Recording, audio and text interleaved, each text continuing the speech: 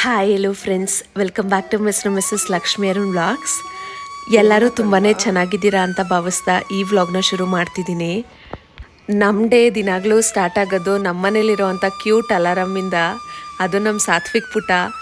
ನಮ್ಮ ಪುಟಾಣಿ ಇವಾಗೆಲ್ಲ 6 o'clockಗೆ ಕರೆಕ್ಟಾಗಿ ಟಣ್ ಅಂತ ಎದ್ಬಿಟ್ಟು ನನ್ನನ್ನು ಅಮ್ಮಿ ಅಮ್ಮಿ ಅಂತ ಎಬ್ಬಿಸ್ಬಿಡ್ತಾನೆ. ನಾನು ಎದ್ದಿಲ್ಲ ಅಂದರೆ ಮಿಮ್ಮಿ ಮಿಮ್ಮಿ ಅಂತ ಹೊಡಿತಾನೇ ಇರ್ತಾನೆ ನನ್ನನ್ನು. ಅದಾದಮೇಲೆ ನನ್ನನ್ನು ಎಬ್ಸಿದಾದ್ಮೇಲೆ ಮಿಷನ್ ಕಂಪ್ಲೀಟೆಡ್ ಅಂತ ಅವ್ರ ಪಪ್ಪನ ಹತ್ರ ಹೋಗಿ ಅವ್ರ ಪಪ್ಪನ ಎಬ್ಬಿಸ್ತಾ ಇರ್ತಾನೆ. ಅವ್ರ ಪಪ್ಪ ಹಿಂಗೆ ತಿರುಗಿ ಹಂಗೆ ತಿರುಗಿ ಎದ್ದೊಳೋದೇ ಇಲ್ಲ. ಹೆಂಗೋ ಫೈನಲಿ ಅವ್ರ ಪಪ್ಪನ ಎಬ್ಸೋವರೆಗೂ ಬಿಡೋದಿಲ್ಲ ಅವನು.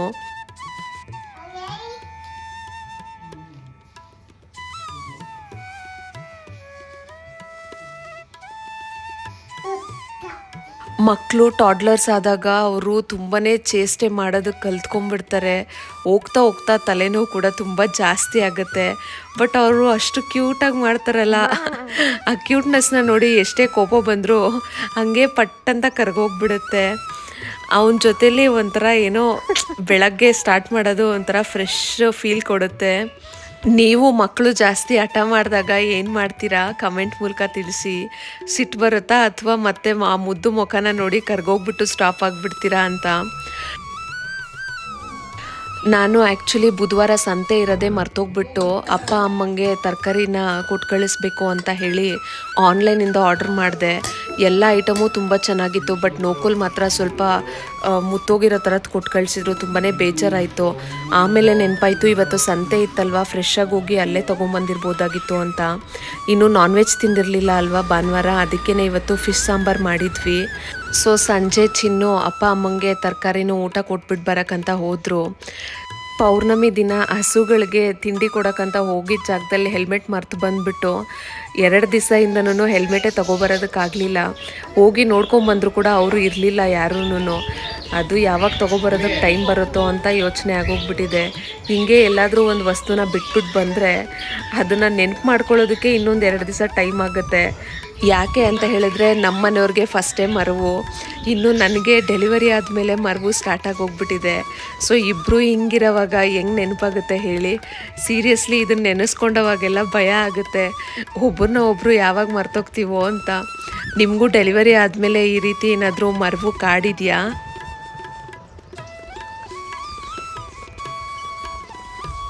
ನರಿಷ್ಡ್ ಮಾಮ್ ಚಾಲೆಂಜ್ ಡೇ 16. ಆ್ಯಕ್ಚುಲಿ ನನಗೆ ಮಧ್ಯದಲ್ಲಿ ಗ್ಯಾಪ್ಸ್ ತೊಗೊಬಿಡ್ತಾ ಇದ್ದೀನಿ ನಾನು ವ್ಲಾಗ್ಸ್ ಮಾಡೋದಕ್ಕೆ. ನನಗೆ ಆಫೀಸ್ ವರ್ಕು, ಪಾಪು, ಮನೆ ಎಲ್ಲದನ್ನು ಮ್ಯಾನೇಜ್ ಮಾಡೋದಕ್ಕೆ ತುಂಬಾ ಕಷ್ಟ ಆಗ್ತಿದೆ. ಇನ್ನೂ ನನ್ನ ಫೋನಲ್ಲಿ ಮೆಮೊರಿ ಇರೋದೇ ಇಲ್ಲ. ಎಲ್ಲ ವೀಡಿಯೋಸ್ನು ಕ್ಯೂಟಾಗಿದ್ದಾನೆ ಅಂತ ನಮ್ಮ ಪುಟಾಣಿದು ಕ್ಯಾಪ್ಚರ್ ಮಾಡಿ ಇಟ್ಕೊಂಡ್ಬಿಟ್ಟು ಸ್ಪೇಸೇ ಇಲ್ಲ ನನಗೆ. ಏನಾಗ್ತಿದೆ ಅಂತ ಹೇಳಿದ್ರೆ ಮತ್ತೆ ಅದನ್ನು ಡಿಲೀಟ್ ಮಾಡಬೇಕು ಅಂತ ಹೇಳಿದ್ರೆ ಮನಸ್ಸೇ ಬರಲ್ಲ. ಹುಡುಕಿ ಯಾವುದೋ ಹಳೆ ವೀಡಿಯೋಸ್ನೆಲ್ಲ ಡಿಲೀಟ್ ಮಾಡಿರ್ತೀನಿ, ನಾವಿರೋದು ಮಾತ್ರನೇ. ಬಟ್ ಯಾವ ಮೆಮೊರೀಸ್ನು ಗಿವ್ ಅಪ್ ಮಾಡೋದಕ್ಕಾಗಲ್ಲ ಅಲ್ವಾ. ಸೊ ಲ್ಯಾಪ್ಟಾಪಲ್ಲಿ ಅದನ್ನು ಕಾಪಿ ಮಾಡಿ ಹಾಕೋಣ ಅಂತ ಹೇಳಿದ್ರೆ ಆಫೀಸ್ ವರ್ಕೇ ಸರಿ ಹೋಗ್ಬಿಡುತ್ತೆ. ಈ ರೀತಿ ಎಲ್ಲ ತಲೆನೋವು ಸೀರಿಯಸ್ಲಿ. ಆವಾಗೆಲ್ಲ ಏನಾದರೂ ಫೋಟೋ ಹಿಡಿಬೇಕು ಅಂತ ಹೇಳಿದ್ರೆ ಸ್ಟುಡಿಯೋಗೆ ಖುದ್ದಾಗಿ ಹೋಗಿ ಫೋಟೋ ಹಿಡಿಸ್ಕೊಂಡ್ಬಂದು ಆಲ್ಬಮ್ಸ್ನ ಮಾಡ್ಕೊಳ್ತಿದ್ರು. ಅಥವಾ ಮನೆಯಲ್ಲೇ ಕ್ಯಾಮ್ರಾ ಇತ್ತು ಅಂತ ಹೇಳಿದ್ರು ಅದನ್ನು ವಾಶ್ ಮಾಡ್ಕೊಂಡು ಬಂದು ಆಲ್ಬಮ್ನ ಪ್ರಿಪೇರ್ ಮಾಡಿ ಇಟ್ಕೊಳ್ತಿದ್ರು. ಈಗ ಎಲ್ಲ ವೀಡಿಯೋಸ್ನು ಫೋಟೋಸ್ನು ನಾವು ಫೋನಲ್ಲೇ ಟ್ರೆಷರ್ ಮಾಡೋದ್ರಿಂದ ಫೋನಲ್ಲಿ ಡೆಫಿನೆಟ್ಲಿ ಸ್ಪೇಸ್ ಇರೋದಿಲ್ಲ. ಬಿಕಾಸ್ ಒಂದು ದಿನದಲ್ಲೇ ಎಷ್ಟೋ ಒಂದು ಒಳ್ಳೊಳ್ಳೆ ಮೂಮೆಂಟ್ಸು ಬಂದಿರುತ್ತೆ. ಸೊ ಮಗು ಫೋಟೋಸ್ ಆಗಿರಲಿ ಅಥವಾ ವೀಡಿಯೋಸ್ ಆಗಿರಲಿ ಅದನ್ನು ತೆಗ್ದಾಕಕ್ಕೆ ಮನಸ್ಸೇ ಬರಲ್ಲ ನನಗಂತೂ. ಕಾಲೆಲ್ಲ ಗಲೀಜ್ ಮಾಡ್ಕೊಂಡು ಬಂದಿರೋದು ನೋಡು. ಛೀ ಗಬಿ. ನೀನು ಪುಟಾಣಿ ಯಾರು? ನೀವು ಅಷ್ಟೇ ನಿಮ್ಮ ಪ್ರೀತಿ ಪಾತ್ರನ ಕ್ಯಾಪ್ಚರ್ ಮಾಡಿಕೊಂಡು ಫೋನೆಲ್ಲ ಫುಲ್ಲಾಗಿ ಅದನ್ನು ಕ್ಲಿಯರ್ ಮಾಡೋಕ್ಕಾಗದೆ ನಂತರ ಪಜ್ಜಿತಿ ಪಟ್ಟಿದ್ದೀರಾ.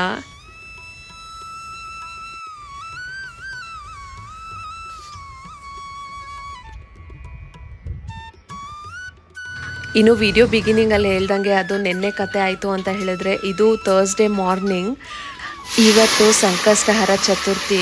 ಬೆಳಗ್ಗೆ ಹೊಸ್ಲು ಮುಂದೆ ರಂಗೋಲಿ ಹಾಕಿಬಿಟ್ಟು ವಾಕ್ಗೆ ಹೋಗ್ಬಿಟ್ಟು ಬರೋವಾಗ ಅಮ್ಮ ಗಂಜಲ ತೊಗೊಬರೋಕ್ಕೆ ಹೇಳಿದರು. ಹೋದರೆ ಅಲ್ಲಿ ಒಂಚೂರು ಗಂಜಲನೇ ಇರಲಿಲ್ಲ. ಅಲ್ಲಿಗೆ ಹೋದಾಗ ಕೋಳಿಗಳೇನೋ ನನ್ನ ಕಳ್ಳಿ ಅಂದ್ಕೊಂಡು ಅವ್ರ ಓನರ್ಗೆಲ್ಲ ಮೆಸೇಜ್ ಹೇಳಿ ಕೂಕು ಅಂತ ಕೂಗಿ ಹೇಳ್ತಿದ್ವು. ನಂಗಂತೂ ಸಖತ್ ಭಯ ಆಗೋಯ್ತು.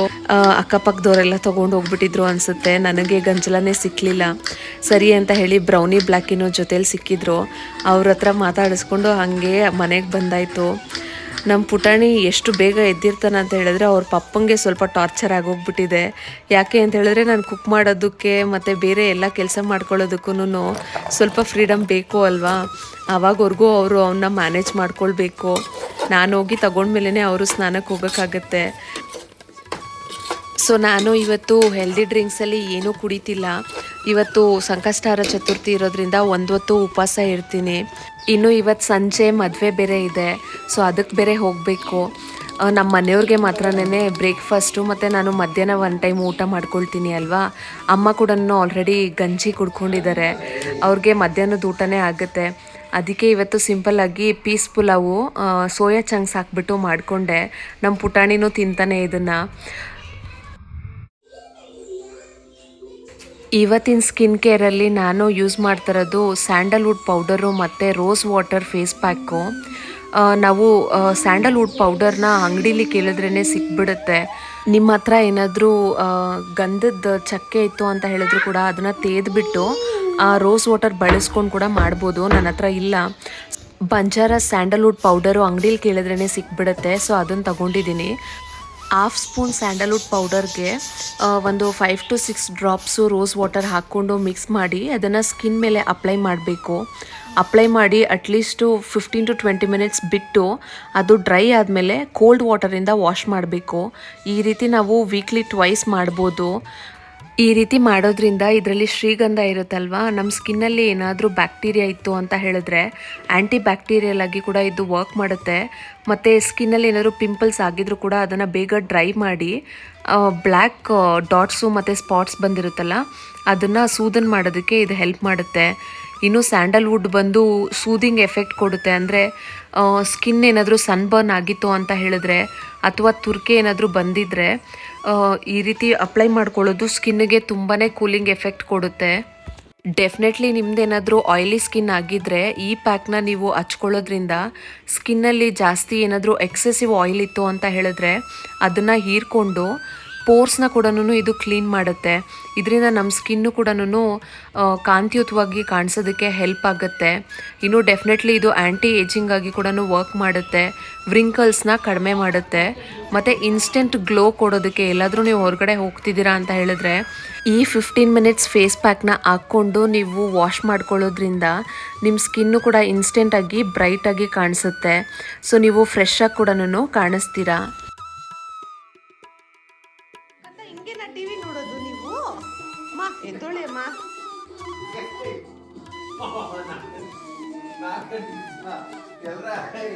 ಕಂದು ಹಿಂಗೆ ಬರ, ಹಿಂಗೆ ಎದ್ದೋಳ ಮೇಲೆ. ಅಯ್ಯೋ ಅಮ್ಮ ಕುಂಟೆ ಎದ್ದು ಬಾಮ್ಮ ತಗೋಚಿ.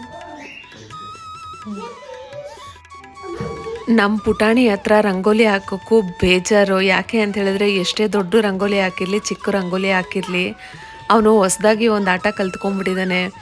ಅವನು ನನ್ನ ಜೊತೆ ಸೇರಿ ರಂಗೋಲಿ ಹಾಕಬೇಕಂತೆ. ಮತ್ತು ಆ ರಂಗೋಲಿ ಹಾಕಿದ್ದೀವಲ್ಲ ಅದರಲ್ಲಿರೋ ಅಂಥ ಅರಿಶಿನ ಕುಂಕುಮ ಇರಲಿ ಅಥವಾ ಕೆಮ್ಮಣ್ಣಿರಲಿ ಅದನ್ನು ತೊಗೊಂಡೋಗಿ ಅವನೇ ಬೊಟ್ಟು ಥರ ಇಟ್ಕೊಳ್ತಾನೆ. ಅವ್ರ ಅಣ್ಣಂಗೆ ಇಡ್ತಾನೆ, ಅಂದರೆ ಚಿಂಟುಗೆ ಇಡ್ತಾನೆ, ನಮಗೆಲ್ಲ ತಂದಿಡ್ತಾನೆ. ಸಾಕಾಗಿ ಹೋಗಿದೆ ಸೀರಿಯಸ್ಲಿ. ನಾನು ಅದಕ್ಕೆ ಭಯ ಪಟ್ಕೊಂಡೆ. ಪೂಜೆ ಮಾಡೋದಕ್ಕೆ ಒಂದು 10 ನಿಮಿಷ ಇರೋದಕ್ಕೆ ಮೊದಲು ರಂಗೋಲಿ ಹಾಕ್ತೀನಿ. ಬಟ್ ಆ ಥರ ಮಾಡಿದ್ರೂ ಅಷ್ಟೇ, ರಂಗೋಲಿ ಹಾಕಿ ನಾನು ಈ ಕಡೆ ಬರೋಷ್ಟೊತ್ತಿಗೆ ರಂಗೋಲಿ ಅಳಿಸ್ಬಿಟ್ಟಿರ್ತಾನೆ. ಈ ಥರ ಎಲ್ಲ ಮಾಡಿದಾಗ ನಿಜವಾಗ್ಲೂ ಏನು ಮಾಡಬೇಕು ಅಂತ ಗೊತ್ತಾಗೋದಿಲ್ಲ. ಬೇಜಾರಾದರೂ ಆಗುತ್ತೆ. ಮತ್ತು ಅವರು ಚಿಕ್ಕ ಮಕ್ಕಳಲ್ವಾ, ನಾವು ಏನೂ ಹೇಳೋಕ್ಕಾಗೋದಿಲ್ಲ.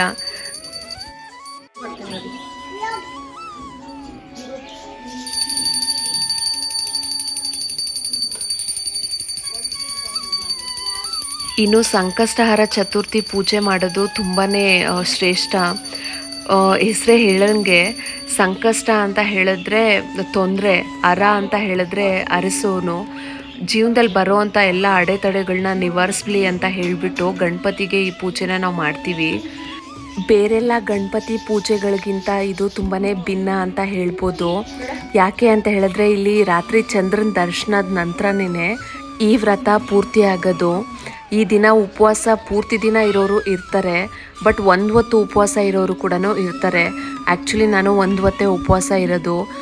ಆ್ಯಕ್ಚುಲಿ ನಾನು ಫೀಡಿಂಗ್ ಮದರ್ ಆಗಿರೋದ್ರಿಂದ ನಾರ್ಮಲಾಗೆ ನನಗೆ ತುಂಬಾ ಹಶ್ವಾಗುತ್ತೆ. ಸೊ ಉಪವಾಸ ಮಾಡೋವಾಗಂತೂ ಇನ್ನೂ ಹಶ್ವು ಹೇಳೋದು ಬೇಡ. ಆದರೆ ದೇವ್ರ ಪೂಜೆಗಳು ಮಾಡೋ ಅಂಥ ಟೈಮಲ್ಲಿ ಹಶ್ವೆಲ್ಲ ಅಷ್ಟೊಂದು ಗೊತ್ತಾಗೋದಿಲ್ಲ. ಇನ್ನು ಸಂಕಷ್ಟಹರ ಚತುರ್ಥಿ ಪೂಜೆ ವಿಧಾನ ಕೇಳಿದ್ರೆ ಮನೇಲಿ ನಾವು ದಿನಾಗಳು ಯಾವ ರೀತಿ ಪೂಜೆ ಮಾಡ್ತೀವೋ ಅದೇ ರೀತಿ ಮಾಡ್ಕೊಳ್ಬೋದು. ಗಣೇಶನ ವಿಗ್ರಹ ಅಥವಾ ಫೋಟೋ ಇದ್ದರೆ ಗಣೇಶನಿಗೆ ಕೆಂಪು ಹೂಗಳಂದರೆ ತುಂಬಾ ಇಷ್ಟ. ಅದರಲ್ಲೂ ದಾಸವಾಳ ಗಣೇಶನಿಗೆ ತುಂಬಾ ಇಷ್ಟ.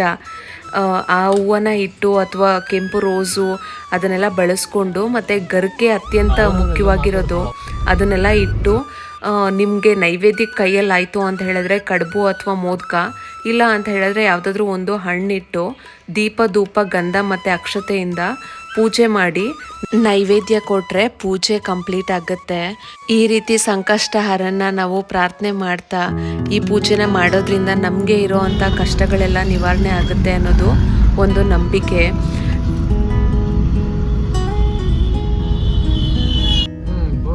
ಆ್ಯಕ್ಚುಲಿ ಪೂಜೆ ಮುಗಿಸಿದ ಮೇಲೆ ಚಾಮುಂಡಿ ತಾಯಿದು ಪ್ರಸಾದ ತಿಂದ್ಬಿಟ್ಟು ನಾನು ಕೆಲ್ಸಕ್ಕೆ ಹೋಗ್ಬಿಟ್ಟೆ. ಪ್ರಸಾದ ಯಾರು ತಂದಿದ್ದು ಅಂತ ಹೇಳಿದ್ರೆ ಅಮ್ಮ ತಂದಿದ್ದು. ನಿನ್ನೆ ಚಿನ್ನು ಅಮ್ಮನ ನೋಡೋದಕ್ಕೆ ಹೋಗಿದ್ದು ಕೂಡ ಅದೇ ರೀಸನ್ಗೆ. ನಿನ್ನೆ ಆ್ಯಕ್ಚುಲಿ ಅವರು ಮೈಸೂರಿಗೆ ದೇವಸ್ಥಾನಕ್ಕೆ ಹೋಗಿದ್ರು ಟ್ರಿಪ್ಗಂತ. ಸೊ ಅಲ್ಲಿಂದ ಪ್ರಸಾದ ತಂದಿದ್ರು ಅಲ್ಲ, ಅದನ್ನು ಕೊಟ್ಟು ಕಳ್ಸೋದಕ್ಕಂತ ಕರೆದಿದ್ರು. ಹೇಳಿ 2 ದಿವಸ ಆಗಿತ್ತು, ಬಟ್ ಆದರೆ ಆಫೀಸ್ ಕೆಲಸಗಳಿದ್ದಿದ್ದರಿಂದ ಅವರು ಹೋಗೋಕ್ಕಾಗಿರಲಿಲ್ಲ. ಅದಕ್ಕೆ ನಿನ್ನೆ ಸಂಜೆ ಟೈಮ್ ಮಾಡಿಕೊಂಡು ಹೋಗಿದ್ರು. ಸೊ ನಾನು ಪ್ರಸಾದ ಕೂಡ ಇವತ್ತು ಪೂಜೆ ಮುಗಿದ ಮೇಲೇ ತಿಂದೆ. ಉಪವಾಸ ಇದ್ದಿದ್ದಕ್ಕೂ ಆ ಲಾಡು ರುಚಿಗೂ ತುಂಬಾ ಯಮ್ಮಿಯಾಗಿತ್ತು, ಸಖತ್ ಟೇಸ್ಟಿಯಾಗಿತ್ತು ಚಾಮುಂಡಿ ತಾಯಿದು ಪ್ರಸಾದ. ಸೊ ತಿನ್ಕೊಂಡು ನಾನು ಆಫೀಸ್ ಕೆಲಸಕ್ಕೆ ಹೋಗ್ಬಿಟ್ನಲ್ಲ.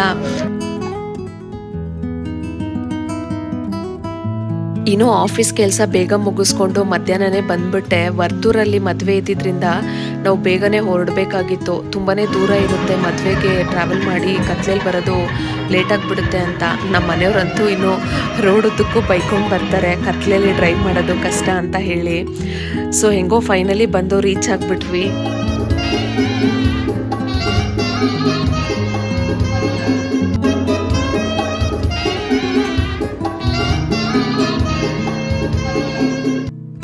ಇಲ್ಲಿ ವಾದ್ಯ ಸಂಗೀತ ಬಾರಿಸ್ತಿದ್ದಾರಲ್ವ, ಇದು ಯಾವ ಸಾಂಗು ಅಂತ ಕರೆಕ್ಟಾಗಿ ಯಾರಾದರೂ ಗೆಸ್ ಮಾಡಿ ಕಮೆಂಟ್ ಮಾಡಿ ನೋಡೋಣ. ಇದು ಅನಂತ್ ನಾಗ್ದು ಒಂದು ಮೂವಿ ಸಾಂಗು. ನಾನು ಆ್ಯಕ್ಚುಲಿ ಲಾಸ್ಟಲ್ಲಿ ಕ್ಯಾಪ್ಚರ್ ಮಾಡಿಕೊಂಡೆ ಅದನ್ನು. ಒಂದು ಫ್ಯೂ ಟ್ಯೂನಿಂದನೇ ನಿಮಗೆ ಗೊತ್ತಾಗ್ಬಿಡುತ್ತೆ, ಅದು ತುಂಬಾ ಫೇಮಸ್ ಸಾಂಗು. ನೋಡೋಣ ಯಾರು ಕರೆಕ್ಟಾಗಿ ಕಮೆಂಟ್ ಮಾಡ್ತಾರೆ ಅಂತ.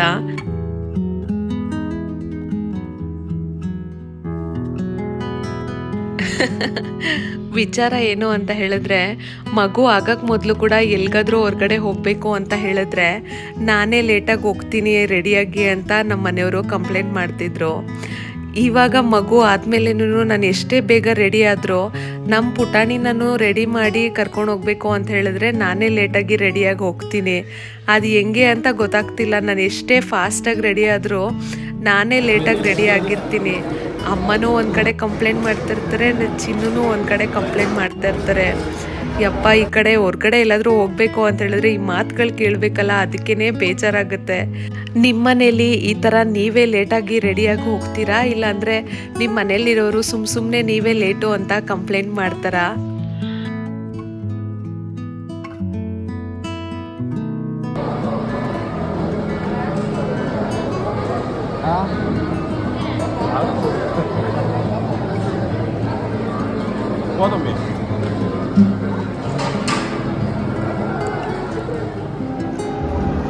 ಮದುವೆಗೆ ಎಲ್ಲಾದರೂ ಹೋದರೆ ನಮ್ಮ ಮನೆಯವ್ರಿಗೆ ಹ್ಯಾಂಡ್ ಓವರ್ ಮಾಡಿಬಿಟ್ಟಿರ್ತೀವಿ ಪುಟಾಣಿನ ಅಲ್ವಾ. ಊಟ ತಿನ್ನೋವಾಗಂತೂ ತುಂಬಾ ಟಾರ್ಚರ್ ಮಾಡ್ತಾನೆ.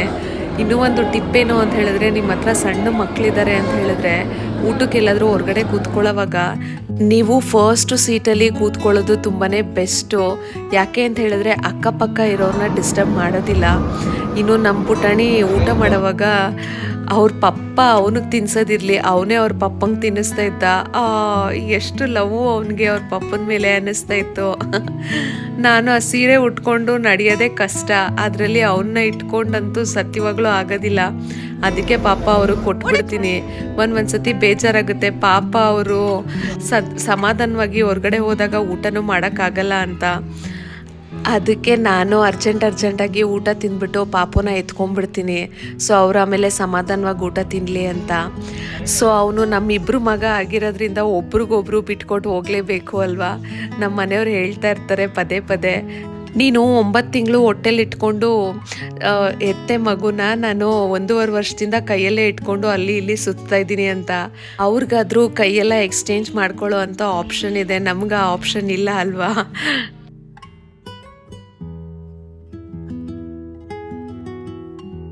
ಸೊ ಈ ರೀತಿಯಾಗಿ ಒಳ್ಳೆ ಕ್ವಾಲಿಟಿ ಟೈಮ್ನ ಸ್ಪೆಂಡ್ ಮಾಡ್ತಾ ಯಮ್ಮಿಯಾಗಿರುವಂಥ ಮದುವೆ ಊಟನ ಸವಿದ್ಕೊಂಡು ಮನೆಗೆ ವಾಪಸ್ ಆದ್ವಿ. ಸೊ ನೋಡಿದ್ರಲ್ಲ ಫ್ರೆಂಡ್ಸ್, ಇದಾಗಿತ್ತು ಇವತ್ತಿನ ವ್ಲಾಗು. ಈ ವ್ಲಾಗ್ನ ನೀವೇನಾದರೂ ಇಲ್ಲಿವರೆಗೂ ನೋಡಿದರೆ thank you so much for your precious time. So ಇವತ್ತಿನ ಮದುವೆ ಔಟ್ಫಿಟ್ಟಲ್ಲಿ ನಾವು ಯಾವ ರೀತಿ ಕಾಣಿಸ್ತಿದ್ದೀವಿ ಅನ್ನೋದನ್ನು ತಪ್ಪದೆ ಕಮೆಂಟ್ ಮೂಲಕ ತಿಳಿಸಿ. ನಮ್ಮ ಪುಟಾಣಿ ಅಂತೂ ಸಖತ್ ಹ್ಯಾಂಡ್ಸಮಾಗಿ ಕಾಣಿಸ್ತಿದ್ದ, ಇನ್ನೂ ಹಾಡೆಲ್ಲ ಆಡಿಕೊಂಡು ಝೂಮಲ್ಲಿ ಬರ್ತಿದ್ದ. ಈ ವ್ಲಾಗು ನಿಮಗೆ ಇಷ್ಟ ಆಗಿದ್ರೆ ದಯವಿಟ್ಟು ಒಂದು ಲೈಕ್ ಮಾಡಿ, ಶೇರ್ ಮಾಡಿ, ನನ್ನ ಚಾನಲ್ಗೆ ಸಬ್ಸ್ಕ್ರೈಬ್ ಮಾಡಿ, ನನಗೆ ಸಪೋರ್ಟ್ ಮಾಡಿ. Thank you for watching. Will catch you in next vlog.